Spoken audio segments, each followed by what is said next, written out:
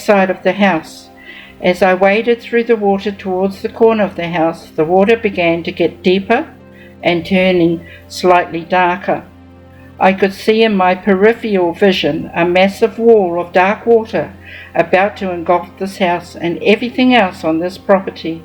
I yelled and told everybody to run inside, get to safety. We all ended up in one room of this house as one by one the walls were collapsing.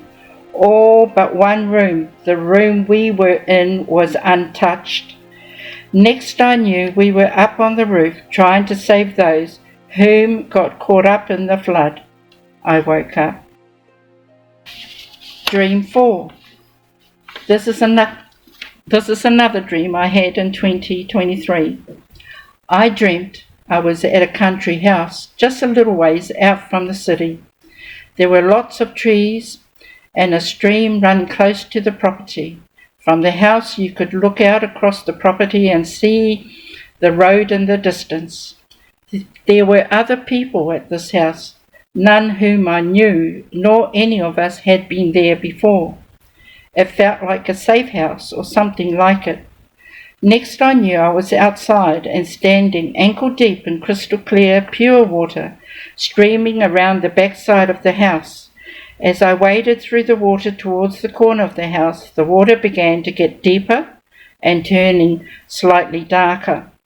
I could see in my peripheral vision a massive wall of dark water about to engulf this house and everything else on this property.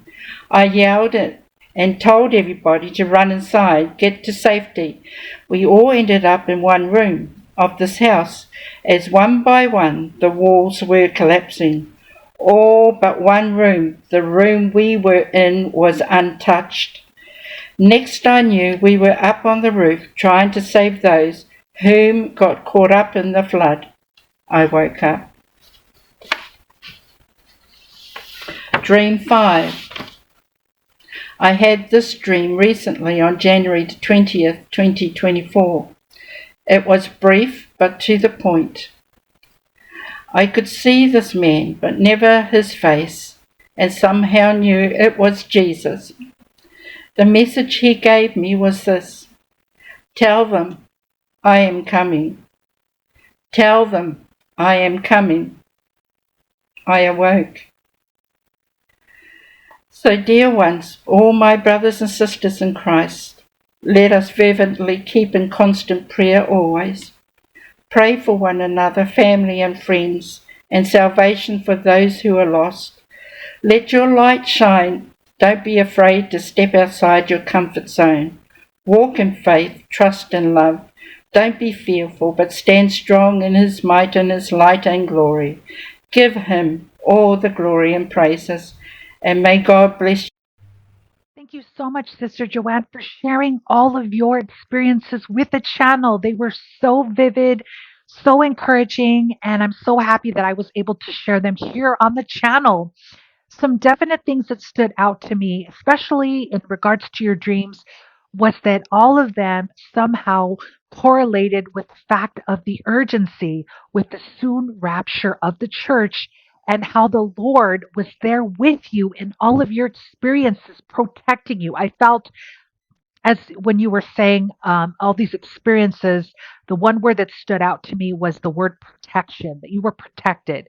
Especially in the first one, how you had mentioned that you knew about the tent was there, and your whole goal was to get all of the children, along with people on your way, on your path, to that tent for protection. And when you were in there, there was a lot of peace, and everyone was protected as all the chaos and things that were happening outside. So that to me spoke of the fact that when we are raptured up, the church is raptured, that we are in a safe place, protection under the Lord.